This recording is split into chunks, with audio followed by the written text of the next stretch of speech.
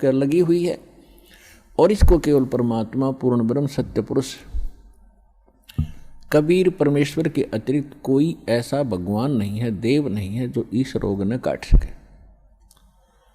तो उसको काटने के लिए परमात्मा ने एक विधि बता रखी है, और वह विधि अभी तक छुपा रखी थी, क्योंकि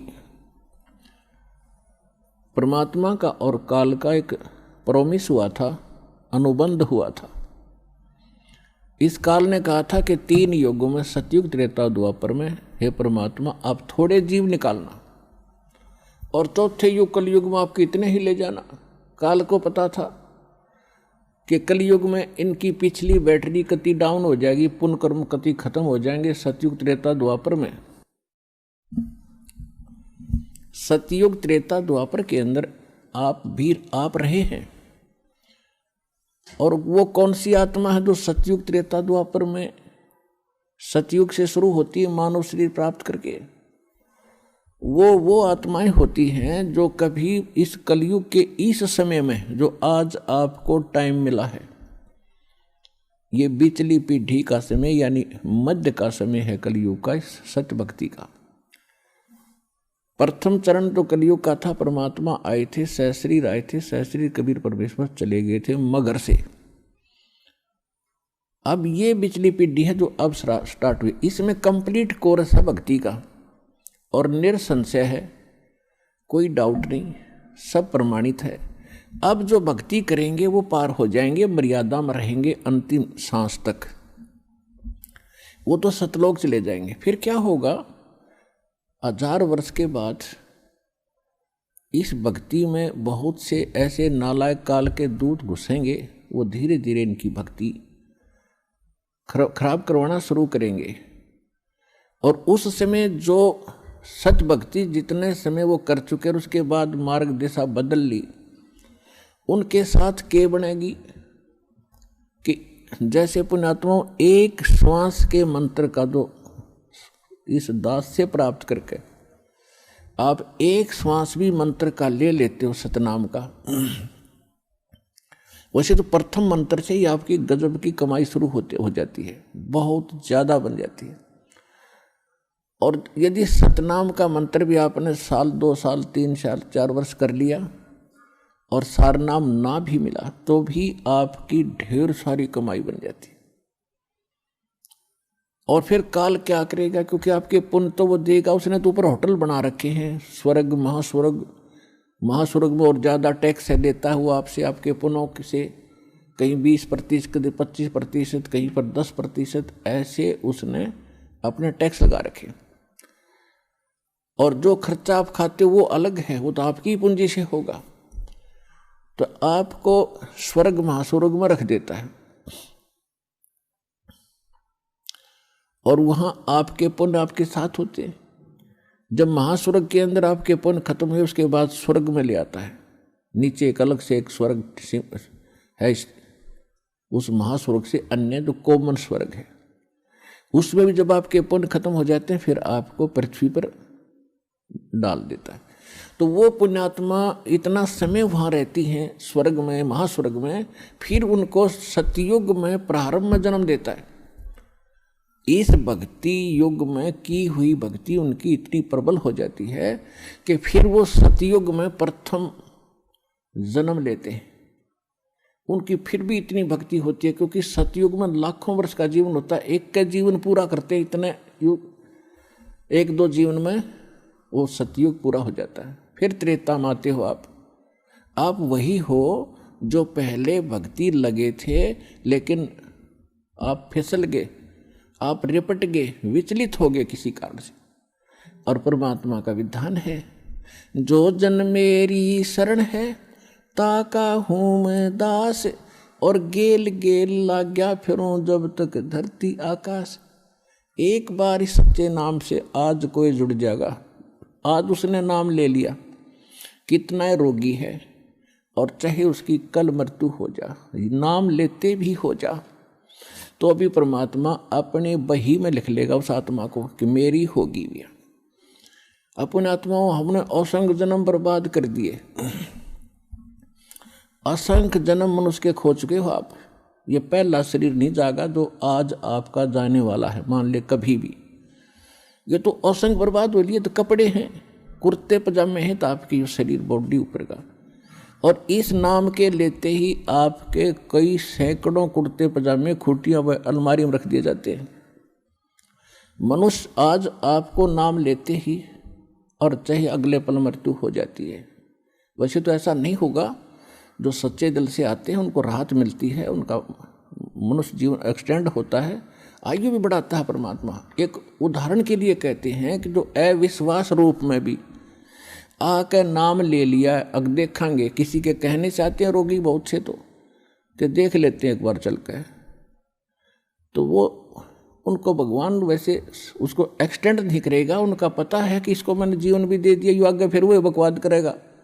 तो परमात्मा ने तो अपनी आत्मा देखनी है कि इसका उद्धार क्यों कर होगा। तो नाम लेते ही यदि उसकी मृत्यु भी होगी तो भी भगवान के अकाउंट में आ गया, और 10 महीना में फिर जन्म देकर उसको फिर बरवाड़ा बुला लेगा। वह शुरुआत होगी उसके जीवन की। तो यहाँ आने वाले व्यक्ति को हानि कति नहीं है, और कति ज्ञान सुनकर समर्पित होकर आओगे तो आपकी कैंसर का बाप भी ठीक हो जा। भगवान किसे कहते हैं? वाह भाई वाह। यहाँ पर कम से कम लाखों भक्तों के कैंसर तक के रोग ठीक हो चुके, जिन्होंने समर्पित भाव से परमात्मा पर विश्वास करके नाम लिया और मर्यादा निभाई। क्योंकि दुखी आदमी मर्यादा खूब निभाता है, सुखी तक गड़बड़ कर देता है, समाज को गणा देकर उसने तो अपनी जान दिखाई देती है, तो उस पर जल्दी राजी हो है भगवान, जल्दी प्रसन्न होता है, उसका जीवन भी बढ़ावेगा और उसको रोग से मुक्त भी करेगा। लेकिन करेगा अपने हिसाब से, उसकी नीत देख के कि आगे कहीं और गड़बड़ ना कर देगी। तो कहने का भाव है, तो प्रसंग हमारा उसी पढ़ाते हैं। तो परमात्मा से जो हम मांगते हैं वो यही मांगनी चाहिए कि साईं इतना दीजिए जा मैं कुटुंब सुमावे, हम भी भूखे ना रहें और अतिथि न भूखा जावे। तो यहाँ आने वाले भक्त को लगभग 80% व्यक्ति जो हैं ये दुखी आते हैं, और उनके लिए वो दुख एक वरदान बनेगा, एक वरदान सिद्ध होगा उसके लिए। तो आपके लिए प्रार्थना है कि परमात्मा पर विश्वास रखना और कुछ समय देना भगवान को। और दूसरी बात यह है कि आज जो प्रसंग चल रहा है कि लाखों वर्ष सतयुग में आपने लाख वर्ष का जीवन भी प्राप्त हुआ, और वो भी थोड़ा लग गया, मरने लगे जब ने सोची और भी भगवान थोड़ा सा समय दे दे। त्रेता में हजारों वर्ष का रहा, द्वापर में भी 800-900 वर्ष तक जीवन रहा है जीव का, और कलयुग में अब 60-70-80 वर्ष हम मुश्किल से जी पाते हैं, 90 वर्ष हद कोई पकड़े मुश्किल से। अरे इसको ये तो थोड़ा मानना है कोई बड़ी बात नहीं, हमने लाख वर्ष का भी जीवन थोड़ा माना और वो भी अंत हुआ। ये जीवन तो अंत होगा ही होगा, ये तो फाइनल समझ लो, तो आपने पता है इस बात का। लेकिन मरना हम चाहते नहीं, वो बात अलग है कि अभी नहीं, अभी नहीं। जो मर चुके हैं वो भी ये सोचा करते अभी नहीं। कति स्वस्थ व्यक्ति और खूब फैक्ट्री लाग रही, लाखों करोड़ों अरबों रुपए की कमी नहीं, अपने ही हेलीकॉप्टर से मृत्यु को प्राप्त हो गया एक्सीडेंट होने से, और अब क्या बनेगा? गधा बन के घूम रहा होगा। मृत्यु वो भी गया, या मृत्यु को अचंभा नहीं है, ये तो यूनिवर्सल ट्रूथ है। लेकिन इस मृत्यु को से बचने के लिए अब तरीका है, मालिक की शरण में आओ। कबीर ये तन जाएगा, सके तो ठहर ला, एक सेवा कर सतगुरु की, फिर गोविंद के गुण गा। कबीर साहब कहते हैं ये मनुष्य जीवन तो सबका जाना है, और समय पर जाओगा, जितना आपको प्राप्त है उससे अधिक नहीं मिलेगा। एक प्रियव्रत नाम का राजा था, उसने 11 अरब वर्ष तक तप किया, और 11 अरब वर्ष तक उसको राज्य मिल गया। तप से राज्य प्राप्त होता है। अब 11 वर्ष अरब राज्य करके जब वो मरण लगा, 11 अरब वर्ष तक राज भोग के, इतने ठाठ माना हम तो राजा के, मरते समय जब यम के दूत उसको लेने आए तब उसने एक का प्रार्थना की कि मुझे कुछ श्वास और दे दो। बता 11 अरब वर्ष में तो किला तोड़ा नहीं, ये कुछ सांसों में तो किला तोड़ देगा। यम के दूत कहने लगे खबरदार, तेरे ताई एक भी सांस लेने का आदेश नहीं है, और टीटी भी पकड़ लेगे, गुद्दी पकड़ कर घसीट लेगे उस राजा को। और यहाँ परमात्मा क्या कहते हैं, जम जो राजा से डरे और मिट कर्म के लेख, अदली असल कबीर हैं ये कुल के सतगुरु एक। मासा घटे न तिल बधे, विद ना लिखे जो लेख, और सच्चा सतगुरु मेट करवाई ऊपर मार दे मेघ। क्या कहते हैं भगवान कि जा सतगुरु की मैं बलिहारी, जो मेटे जम तल बाणे नू। क्या बताया भगवान ने अपनी महिमा में कि उस सतगुरु पर बलिहारी जाऊं जो यम के तलबाने यानी तलब किया जाए यम के दूतों, यमराज के द्वारा जिसको बुलाया गया है, और यम के दूत लेन आगे कहते हैं उसको वापस कर दे, भाग जाए यहाँ से, जा ये नहीं आएगा, ये हमारा बच्चा है, तुम इसके निकट नहीं आ सकते। यानी उसकी उम्र बढ़ा दी, कर्म की रेख काट दी, मिटा दी, वो अंत था वो समाप्त कर दिया, और आपकी आयु एक्सटेंड कर दी, बढ़ा दी। अब आप बालक हो, आपको मालूम नहीं कि कितना कीमती है मनुष्य जीवन, एक सांस की क्या कीमत है।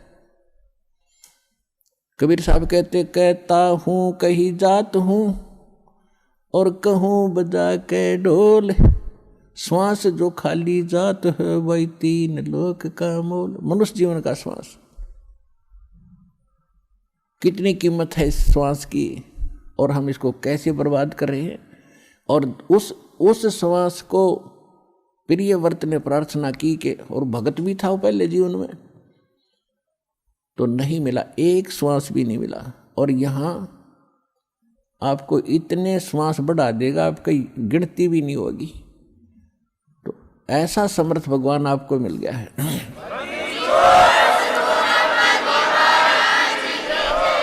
तो कहने का भाव ये है कि जो